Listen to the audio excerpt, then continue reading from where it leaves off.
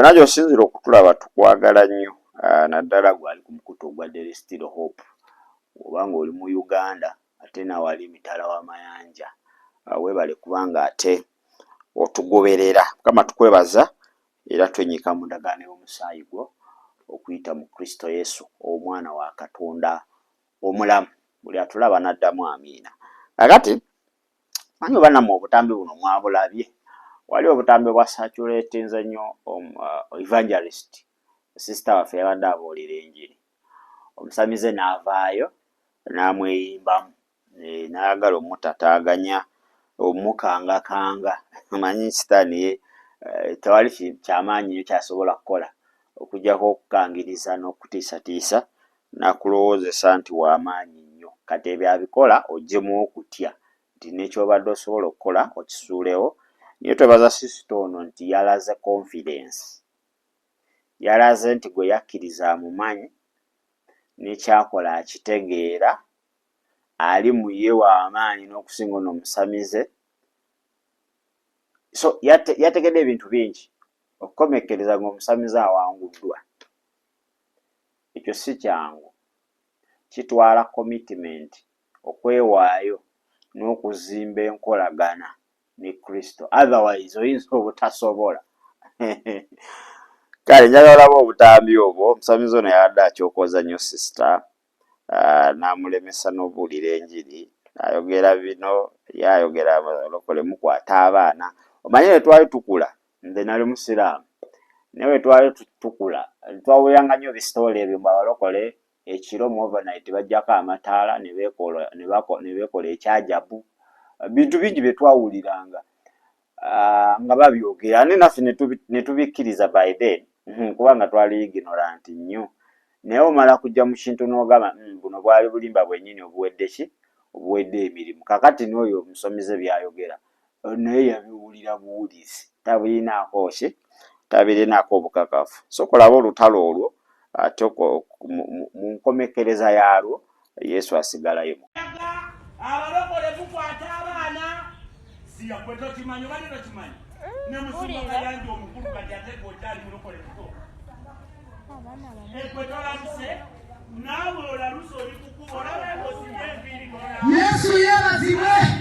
Haleluya. Mukama yeebazibwe. Yesu alokola era awonya ng'asumba bonna abatokebwa sitaani mu linnya lya Yesu Kristo omwana Katonda omulamu. Basebo ne bannyabo tuzeekyayo olwaleero okubategeeza Yesu sebo. Kuba wano wendi si wawo.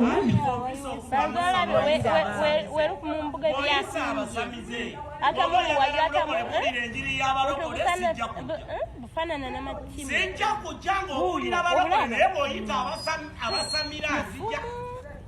Bw'oyita abasamira maama nzija. Togenda kuddamu kwogera ku musamize? Toddemu kwogera ku musamize? Awo nange tondagira. Nange tobulina. Wa? Nze mmanyi wano wa Yesu. Nze wano ndi ku kkube wa Yesu. Ati ogambye nti omuntu bwe bamunyigira ku kiwundu adduka n'akankana, mbu naawe bwenyize ku kiwundu odduse n'okankana. Abakujja ntunuulira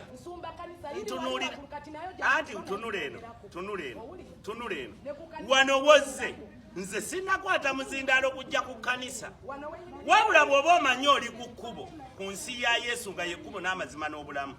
Bw'oba abuulira enjiri ya Mukama waffe Yesu, buulira Yesu, tobuulira masabo togamanyi. Buulira masabo tokola ki? Maama, kyogamba ab'amateeka Yesu alina etteeka nti wano wakoma wano watabeera. Nkubuuza ekibuuzo. Gwe wekka gw'alina Yesu nze simulina. Mbiwulirize. nga kyenkana wa okuva na leero bw'oli batolokose tewali muntu agenda kikuwonya okuleka ng'oze mu balokole. Kati nange kankugambe kino okuva leero nga sikolimidde okumanya nze ate mmanyi Yesu. Bw'olirekeraawo okusiba enviiri n'omala omwezi nga tonaaba mutwe Yesu kwatuula n'ojja n'ennamba puleeti zino empanka z'embuzi mu matu ezikulimu n'ozejjamu n'ova ku busibe. Naye bw'onooba omanyi mbw'osinza Yesu yali anaaba buli lunaku bw'onaaba bizigo by'abafu. Omufu bw'afa n'abamuziika tadda kunaaba naawe okuva lwe wasiba enviiri z'abafu toddangamu kunaaba.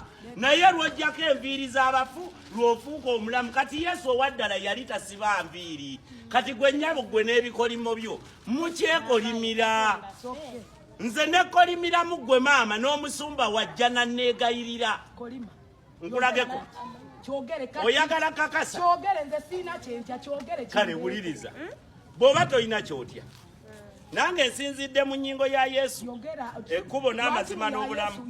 Ati gw'oŋŋambye gwe Yesu gw'omanyi. Gwe Yesu gw'okola ki gw'omanyi. Yesu ziri ennyingo 5 abasinga tebamanyi. Ennyingo esooka Yesu y'okumanya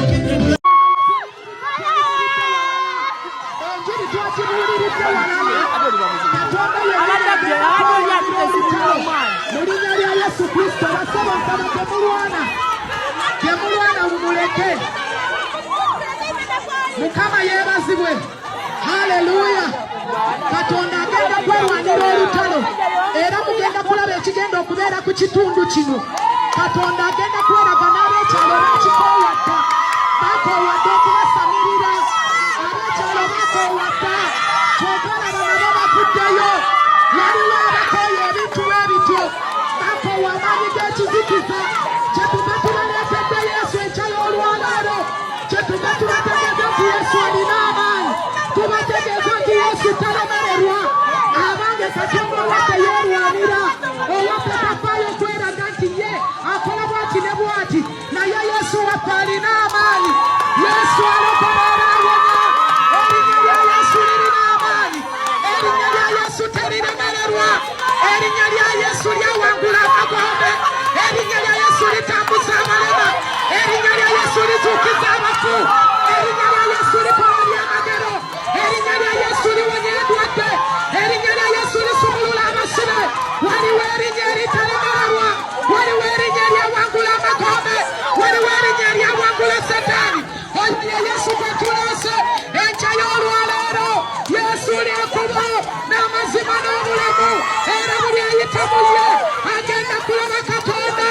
Asemerera mu Yesu lyekubo n'amazima n'obulamu.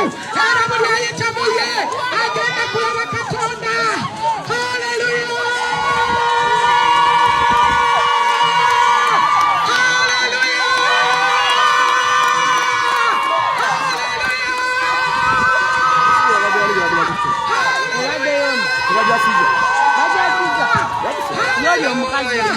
Mukama yeebazibwe. Erinnya lya Yesu lirina amaanyi. Erinnya lya Yesu lyawangula amagombe. Erinnya lya Yesu lisumulula abasibe. Erinnya lya Yesu liwonya endwadde. Erinnya lya Yesu limalawo amaanyi g'ekizikiza. Erinnya lya Yesu lirokola. Erinnya lya Yesu lirokola. Yesu yasooka okutaasa ekyalo kino. Katonda yasooka okulokola ekitulo ekyalo kino. Enkya y'olwaleero mu linnya lya Yesu Kristo. Ndowooza olutalo olwo olulabye. Oyizeemu ki naddala gwe omubuulizi w'enjiri ogenda kusinkana abantu ab'enjawulo. Oyinza obutasinkana musamize, oyinza osinkana omukatuliki, omusiraamu, Seventh Day n'abantu ab'enjawulo abayinza okugezaako okuba nga ate basitoopinga ekyo Katonda kye yateeka mu ggwe. Naye sisita ono simanyi nga there is still hope. Tujagezaako okulaba oba tunaamujja watwogereko naye njagerako mu kkanisa eyo. Nkyaleeyoko nange mwebaze kubanga yalaze confidence, yalaze obuvumu obw'amaanyi n'okukkiriza okw'amaanyi. Kandabe nyinza okugendayo wiiki eno ku Sande nemba sisita oyo kye yatulaze ky'amaanyi. Singa abadde ggwe, singa wadduse intimidation eyo omusamiza gy'akola body language okukangakanga oyinza okomekereza ng'okoze ki ng'ogambye abaana ama mukwate ebyuma byaffe tumuviire ate awo oba okoze ki oba owanguddwa. Naye sisita ategedde ebyawandiikibwa Yokaana ebbaluwa ekisooka 4 nti ali muffe wa maanyi okusinga ali muki okusinga ali mu nsi. Ate ne Luka 10:19 nti yakuwa amaanyi n'obuyinza. Bino ebyawandiikibwa okubyogera obwogezi kiyinza obutakola. Olina okuba nga you live a scriptural life, nga otambula mu bulamu obw'ebyawandiikibwa. Kubanga gwoyinza okiraba nga gwabadde omuzannyo naye ng'ebyo byabadde bya ddala. Era n'omusamize oyo agenda okujjaawo aba alina by'asoose okukola, era aba alina abamuwerekedde bw'otasobola kulaba physically. Kati gwe wano obiraba ng'ebya bulijjo. Manyi nzijjukidde nga missions ze twakolanga nga tulumba crusades ez'enjawulo.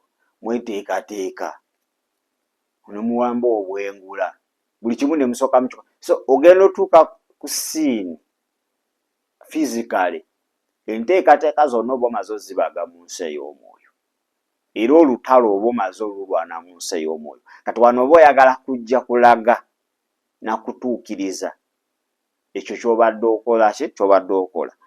Naye yagenza okusanga nga sisita waffe nga mweteefuteefu nnyo. Kyova Yesu akugamba be ready in season and out of season.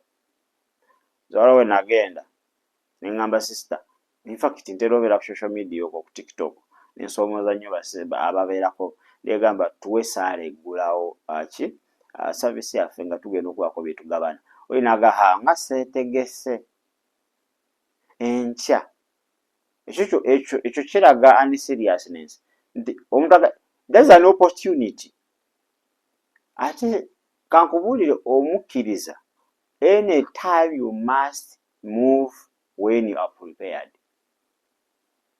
Olina otambula nga weeteeseteese buli kaseera. Sitole yo fig tree ogitegeera?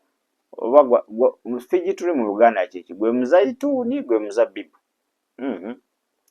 Sitole eyo Yesu yali ayagala ekyokulya ku muti ogwo, naye nga yatuuka nga tegulinaako kibala. Kyokka Bayibuli egamba nti tebyali biseera by'omuti ogwo okuba nga gubala. Kitegeeza omuti tegwalina nsobi saawa eyo okuba nga teguliiko bibala. It was not its time. Naye Yesu yali ayagalako ebibala. Era we yatuuka nga tewali kiriwo yagukolimira. Enkeera abadda abayigiriza bagenda olaba gukaze nagali baga Mukama waffe. Sigwe guno omuti gwo gwe wagambye sikusangawo ng'okyaliwo nti ye. Lwaki? Yesu akusuubira okuba nga olike wajjira w'oli. You must have fruits. Ng'oliko ebibala. In season and out of season. Kitegeeza olina okufuba. Katono sister yabadde yeeteesereza, ate tekyali mu bwongo bwe nti omusamize agenda kujja, wabula okuba nga oli mweteefuteefu mu nsi ey'omwoyo, okubeera ready okweŋŋanga kyonna ekiyinza okuba nga kijja. Kati eyo tesiti eyajja naye n'alaga obuvumu. Weewaawo kankubuulire mu lutalo lwonna ne Yesu kyamuliko, omubiri nga gutidde naye ng'omwoyo mugumu. Yagamba the body is weak but the spirit is willing. Mwebayinza ekiyinza okujja omubiri ne gulaga nti gutidde, era n'abakulaba nga atidde nnyo, naye nga mugwe munda olina omwoyo wa Katonda agamba nti bino binyeebwa, bwe buno obutalo bwe meketa bumekesi. Sisita n'amanya. Ate kankubuulire sisita, era ngenda munoonyaako, teyayomba na musamize. Singa wali gwe wali ogenda muvuma omulangire Geyeena gy'agendamu, mwe mulinkuza Geyeena, gw'oli musamize tolina ky'omanyi, guweereza sitaani, toyogera. Ye yali nga afokasinze. Kati n'ebigambo by'oyogera confession during an attack naye matalinga.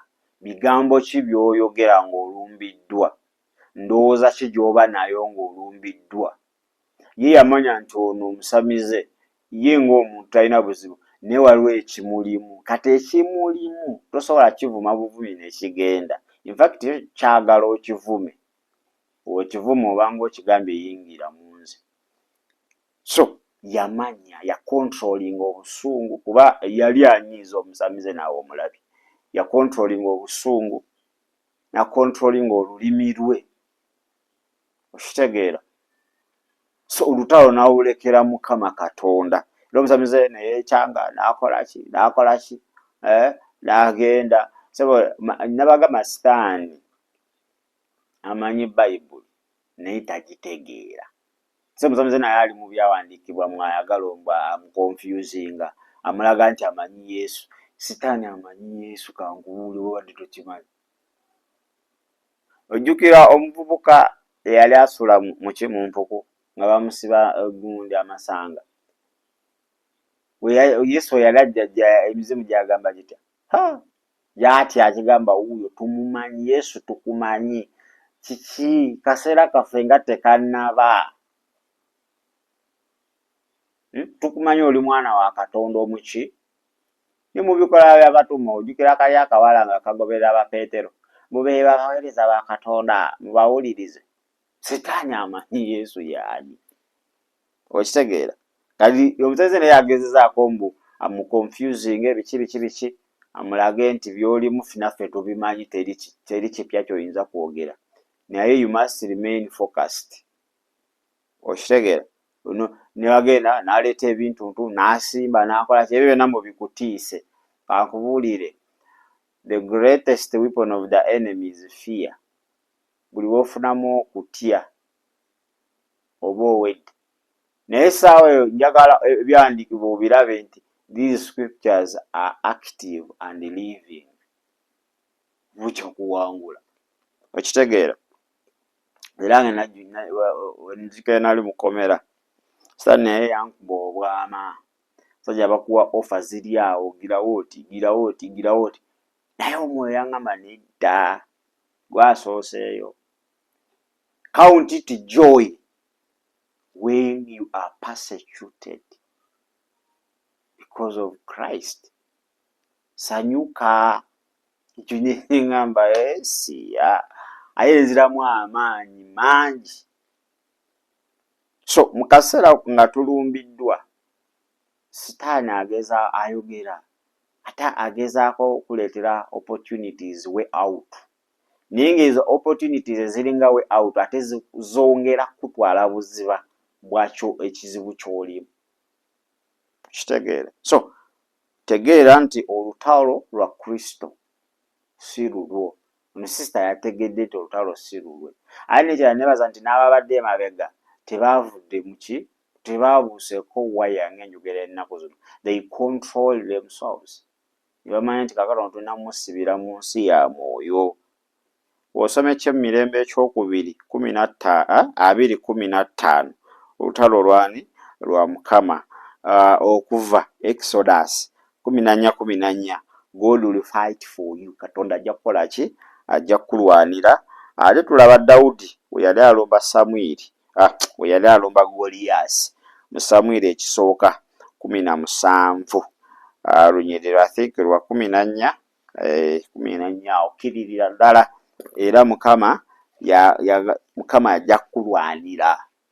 So ekizibu kye tulina nti entalo tuzijja ku nnyinizo asobola okuba nga atulwanira ne tuzezza ne tuzifuula zaffe ne tulowooza nti ffe tusobola ozirwana. Those are spiritual battles. Kati spiritual battle wogijja ku Katonda ogifuula kano eruba lufuuse lwa mubiri kuba ng'oba ogenda lwanira mu mubiri. Olwanira mu mwoyo ng'olutalo oluwadde Katonda. Naye kasita olumuggyako oba ogenda kudda mu mubiri. Kati buli wodda mu mubiri Sitaani abadde yeraliikiridde n'ebigere awanika mu bbanga aba agenda kukuba mu buli ango nga teweenyeenya. So twebaza sisita waffe oyo eyasobodde okuba nga akola ki ate ng'ayimirira n'alaga obuvumu n'awanika bendera ya Kristo waggulu. Mukama amwongere ekisa, Mukama amwongere amafuta, ebisomoza bijja kuba bingi. Nga The Still Hope tujja munoonya, yagezaako wano ndabe engeri gye nnyinza okuba nga ate munoonya, tugende twogereko naye atunyumize ku mboozi eyo. Kiseera ako yali awulira atya, ng'omusamize ekiwago amaanyi ageewulira. Alowooza sitaani yatonda eggulu n'ensi, kumbe ate eggulu n'ensi lya Mukama Katonda waffe. Gwe atannalokoka oli bubi nnyo, era nkugamba nti Yesu ly'ekkubo n'amazima n'obulamu. Teri alituuka mu bwakabaka bwa Katonda nga tayise mu ye. Omufuna otya? Kyangu nnyo gamba Yesu, nkwebaza olw'obulamu bw'ompadde okutuusa olwaleero. Sazeewo mbukuwe obeere omulokozi era mukama waabo. Saasire obutali butuukirivu bwange, onaaze n'omusaayi gw'ontukuze okuyita mu Kristo Yesu, omwana wa Katonda omulamu. Amiina era amiina ddala. Kaneetololemuko katono. Wenadda bingi bye tugenda okuba nga ate twogerako. Subscribing, liking, sharing, comment section ebeerawo okuba nga ate otubuulira biki ate by'otegedde oba by'oyize mu vidiyo eyo. Kale tujagezaako okuba nga ate tunyonya sisito oyo. Baagaliza olunaku olulungi, mubeere bulungi ate era. Weebale kulaba There is Still Hope. Okumanya ebisingawo tukubire ku 0752 34 14 oba ku 0761 08 83 15. Osobola n'otufuna ku email eya tshitv74@gmail.com. Eno ye There is Still Hope, channel y'essuubi.